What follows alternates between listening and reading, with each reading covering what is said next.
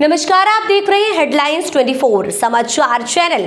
आइए रुक करते हैं आज की खबरों की ओर। मध्य प्रदेश की राजधानी भोपाल से बड़ी खबर। हमारे संवाददाता संतोष योगी की खबर। Ekikrit Bahujan Republican action committee of India ने भोपाल के लोकसभा प्रत्याशी अरुण श्रीवास्तव को प्रेस वार्ता कर दिया समर्थन।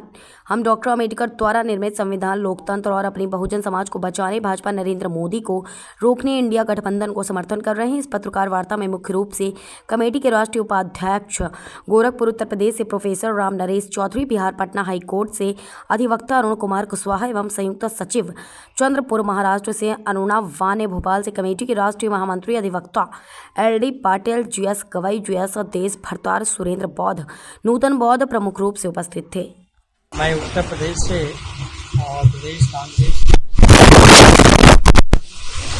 और राजधानी उत्तर के जो जिला ये कहना कि राज्य में जो है वो सफाया हो गया लोगों का पूरा संगठन, ऐसा है नहीं। ये केवल कहने की बात है और केवल ये लेकर बात है। हमारे उत्तर प्रदेश में अनुसूचित जात, पिछड़ा वर्ग, अत्यंत पिछड़ा वर्ग, अल्पसंख्यक, ये बहुत ही व्यवस्था है। इनकी कहीं कोई पूछ नहीं, इनका कोई संरक्षण नहीं मिल रहा है और ये हर तरह से ये प्रताड़ित किए जा रहे हैं। कुछ लोगों का राज है, ये सही बात है, और विकास तो सामान्य बात है। विकास तो करना ही है, सड़क बनना है, योजनाएं लागू होनी है, ये तो सामान्य बात है। तो इसको लेकर हम बहुत विकास की बात नहीं करें। विकास तो उसमें होना चाहिए कि जिसमें देश का जो गरीब है, मजदूर है, छात्र है, किसान है, वो जो है राष्ट्र की धारा में है, उनके मांगों को माना जाए, तब हम ये मानेंगे कि विकास की बात हो रही है। उनको तो छात्रों को तो लाठी बरसाया जा रहा है उत्तर प्रदेश में। वो रोजगार की मांग कर रहे हैं, नौकरी की मांग कर रहे हैं। 18,000 कुछ आर्टिकल जो है वो शिक्षा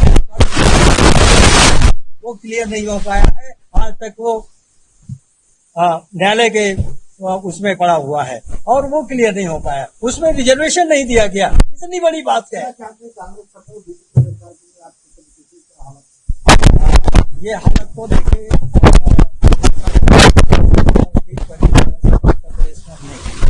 और ये हमें ऐसा लगता है कि जो है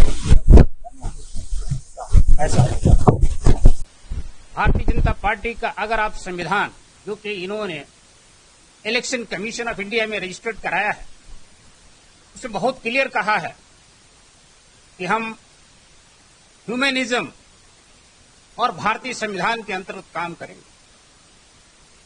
लेकिन अफसोस है, दुख है कि जिस शब्द को लेकर के इन्होंने रजिस्ट्रेशन कराया, उन्हीं के खिलाफ ये लोग काम कर रहे हैं। देश को ऐसे अंधकार की तरफ धकेल रहे हैं, अंधविश्वास की तरफ धकेल रहे हैं, जहां मानव का विकास नहीं हो सकता है, इंसान का विकास नहीं हो सकता है। इंसान का अगर विकास करना है, इंसानियत को जिंदा रखना है, मानवता को जिंदा रखना है, तो मानवता के लिए कार्य करना पड़ेगा। हर एक को इंसान समझना पड़ेगा, हर एक को बराबर समझना पड़ेगा। धर्म, जाति की राजनीति समाप्त करनी पड़ेगी। और भारतीय जनता पार्टी आज के समय में धर्म और जाति की राजनीति कर रही है। यह जो विकास के मुद्दे हैं, जो आम जनता के मुद्दे हैं, उन पर कोई चर्चा नहीं कर रही है, देश के लोगों को भ्रमित कर रही है। इसलिए हम चाह रहे हैं कि देश की जो जागरूक जनता है वह जागरूक हो और समझे कि हमारे हक वास्तव में कौन दिला सकता है। क्या हम सिर्फ धर्म और जाति की राजनीति करके अपने हकों को पा सकते हैं? मैं समझता हूँ ऐसा कभी संभव नहीं है।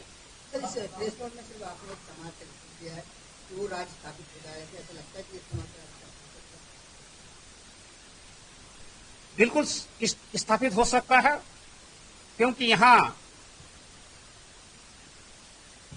वोट जो बाबा साहब ने अधिकार दिया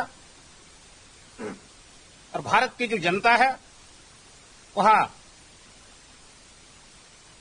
SC, ST, OBCs, माइनॉरिटीज लगभग 90% आज आप जिनका समर्थन कर रहे हैं, लगातार कांग्रेस पार्टी जो लोग भारतीय जनता पार्टी में ज्वाइनिंग हो रही है, ऐसा ना हो भाई 2 दिन पहले ये भी ज्वाइन कर ले, हर इनका समर्थन कर रहा है। देखिए, जो लोग भाजपा में जा रहे हैं वह किसी मजबूरी में जा रहे हैं, किसी डर और भय में जा रहे हैं। किस प्रकार का डर, ये भी जानना चाहिए। सभी लोग जानते हैं कि चुनाव के दौरान लोगों को ईडी सीबीआई का डर दिखा करके उनको जेलों में डाला जा रहा है और डर भयभीत वो लोग ज्यादा हो रहे हैं जिन्होंने अकूत संपत्ति इकट्ठा कर रखी है। उनको डर और भय है कि अगर हम इनके साथ नहीं गए तो कल मेरे साथ भी ऐसा ना हो जाए। इसलिए ऐसे वो लोग गद्दार लोग छोड़ छोड़ करके भाग रहे हैं। और क्या व्यक्ति जिसने अकूत संपत्ति इकट्ठी करी और भारतीय जनता पार्टी का दामन थामने के बाद क्या वो संपत्ति उसकी सरकार ले लेगी उससे? ऐसा नहीं होगा। इस देश की मीडिया, इस देश के लोग सभी जानते हैं कि जो भारतीय जनता पार्टी में लोग गए हैं वह बेदाग नहीं है, बहुत दाग भरे लोग हैं। और वो दाग भरे लोग अपने को बचाने के लिए, देश को बचाने के लिए नहीं जा रहे हैं, देश की जनता के विकास के लिए नहीं जा रहे हैं, वो केवल अपने को बचाने के लिए जा रहे हैं। आपको लगता है कि कांग्रेस के साथ बेदाग लोग इसलिए? ऐसा नहीं है, ऐसा नहीं है कि कांग्रेस में सारे ही लोग बेदाग हैं या दागदार हैं। हर पॉलिटिकल पार्टी में 100% कोई भी बेदाग नहीं है। सर, बड़ा सवाल जिसको आप समर्थन दे रहे हो उसका एक भी प्रत्याशी पार्टी का प्रतिनिधि नहीं, क्या वजह है? दूसरा ये कि आप इन्हें कब से जानते हैं? देखिए, हमारे संगठन के संयोजक जो हैं विजय बहुत जी इसी भोपाल से हैं और वो इनको बहुत समय से, लंबे अरसे से जानते हैं, उनकी क्रियाकलाप को जानते हैं कि उन्होंने क्या क्या कार्य किए हैं। वह एक अधिवक्ता है, वह बहुत बखूबी से। सर, मेरा सवाल ये नहीं है, हाँ, कांग्रेस के जनप्रतिनिधि जिनको आप समर्थन दे रहे हैं, हाँ, मैं आपके प्रश्न को बता, चूंकि हमारा जो संगठन है वह इनको समर्थन देने के लिए इकट्ठा हुआ है, वह किसी और कार्य में व्यस्त हैं, उनकी भी एक प्रेस कॉन्फ्रेंस है, इसलिए वो यहाँ पर उपस्थित नहीं हो पाए। आप खाली सजा के बैठो, माला लेके बैठो, समर्थन दे रहे, इनको आगे बढ़ाना चाह रहे हो, कोई आपके साथ करेगी तो आपका समर्थन? ऐसा नहीं है, ऐसा नहीं है, ऐसा नहीं है। पॉलिटिकल पार्टीज के कार्यकर्ता प्रत्याशी आज के दिन तमाम मीटिंग्स हो रही हैं। आपको पता है कि आप यहाँ 7 तारीख को चुनाव है, एक एक मिनट बहुत कीमती है उस नेता के लिए, एक एक वोट बहुत कीमती है उस वोट को बचाने के लिए। इसलिए हम लोग उनके समर्थन में यहाँ इकट्ठा हुए हैं। आप पार्टी का समर्थन हम अरुण श्रीवास्तव जी जो कि इंडिया गठबंधन के प्रत्याशी हैं, हम पूरी इंडिया गठबंधन के प्रत्याशियों का समर्थन करते हैं इस देश में और पूरे देश में इंडिया गठबंधन के प्रत्याशियों का समर्थन करते हैं। और इसलिए समर्थन करते हैं कि भारत में लोकतंत्र को बचाना है, भारत में संविधान को बचाना है, भारत में हर मानव का विकास करना है, न कि केवल 10% लोगों का विकास हो और 90% लोग गरीबी, बेरोजगारी की जिंदगी जिए। इसलिए हम लोग यहाँ पर इकट्ठा हैं। मेरा नाम शांति प्रकाश है, मैं एडवोकेट हूँ सुप्रीम कोर्ट ऑफ इंडिया में और इस संगठन का राष्ट्रीय अध्यक्ष हूँ। धन्यवाद। निर्णय लिया कि इंडिया गठबंधन प्रत्याशी श्री अरुण कुमार श्रीवास्तव जी को भरपूर समर्थन दिया जाए। आज 1 मई, 1 में पूरे विश्व में मजदूर दिवस के रूप में जाना जाता है। भारत में जो मजदूर वर्ग है वह schedule caste, schedule tribe, OBC,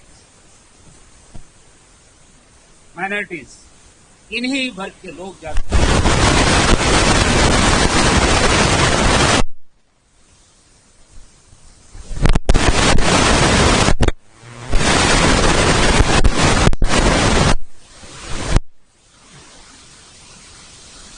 ये आश्वासन देते हैं कि अरुण कुमार श्रीवास्तव जी को वोट दिया जाए।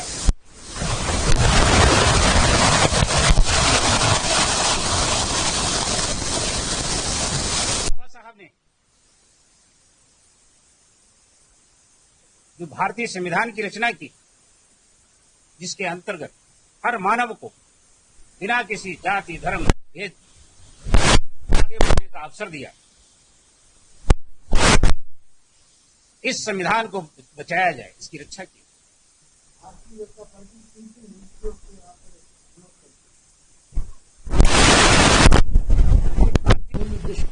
मूल उद्देश्य है आज के प्रेस कॉन्फ्रेंस का कि जो भारत में संविधान को बचाने की बात करेगा वही अब भारत में राज करेगा। इसलिए जो भाजपा वाला नारा दे रहा है, मंच से सब बोलता है कि अब की बार तो जनता बोलती है 400 की हार, ये कहते हैं 400 की पार और जनता बोल रही है अब की बार 400 सीटों की हार। तो चारों तरफ भाजपा के खिलाफ माहौल पैदा हो गया है और एक नारा तो एकदम गूंज रहा है कि जो संविधान को बचाने की बात करेगा वही अब भारत में राज करेगा। और इंडिया गठबंधन पूरे देश में संविधान की रक्षा के लिए चट्टान की तरह खड़ा हो गया है। इसलिए इस बार कहीं से भी वो 100-150 सीट से ऊपर नहीं जा रहे हैं। और इंडिया गठबंधन का, मैं बिहार से आ रहा हूं, बिहार में 40 लोकसभा क्षेत्र है, उसमें 10 भी नहीं पार करने जा रहा है एनडीए का गठबंधन, और वहां बहुत जबरदस्त रिजनमेंट है। तो अब हम ये बोल रहे हैं, राहुल गांधी जी हमारे नेता हैं इंडिया गठबंधन के, वो पूरे देश में कह रहे हैं कि हम 90% जो गरीबों का हिस्सा छीना गया है, अनुसूचित जाति का, जनजाति का, अत्यंत पिछड़े वर्ग का, ओबीसी का, माइनॉरिटी का, सामान्य वर्ग में जो गरीब हैं, उन सबों का जो हक छीना गया है, आज न्यायपालिका में हिस्सेदारी नहीं मिल रहा है, कार्यपालिका में नहीं मिल रहा है, विधायिका में नहीं मिल रहा है, प्राइवेट सेक्टर के सरकारी मीडिया में हिस्सेदारी गरीबों की नहीं मिल रही है। तो जो सारे चारों तंत्रों में 90% हिस्सेदारी की बात करेगा वही भारत में राज करेगा। और ये नारा पूरा गुंजायमान है।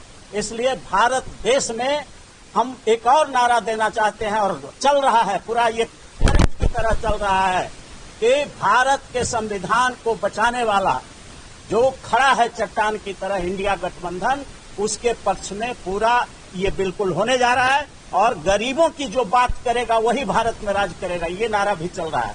और ये अडानी का, अंबानी का, मेहुल चोकसी का, नीरव मोदी का बात करते हैं आरएसएस और बीजेपी वाले, लेकिन ये लोग अमीरों का प्रतिनिधित्व करते हैं और इंडिया गठबंधन देश के गरीबों का प्रतिनिधित्व करता है। तो ये चुनाव जो है 2024 का अमीरों और गरीबों के बीच की लड़ाई है और हम लोग गरीबों के साथ खड़ा होने के लिए यहाँ पर आए हैं। ऐसी खबरों में बने रहने के लिए हमारे चैनल को लाइक, सब्सक्राइब जरूर कीजिए।